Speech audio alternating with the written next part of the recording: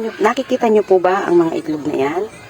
Yan po ay yung mga crack na, yung po mga itlog na pinagkamitan ko.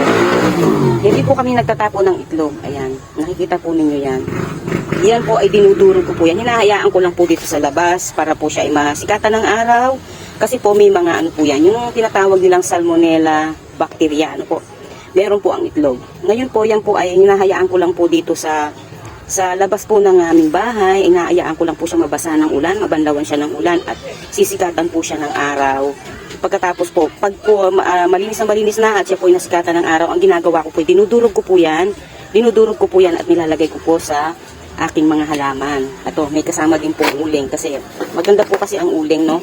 Ang uling po kasi, pag sinama natin yan sa lupa, nagdadagdag po yan ng oxygen ng lupa na kailangan po ng ating halaman, no? Hindi po kasi puro po lupa. Kailangan din po may mga minerals po kagaya po ng uling, kokopit, at saka po yung, alam niyo po yung ipa ng palay.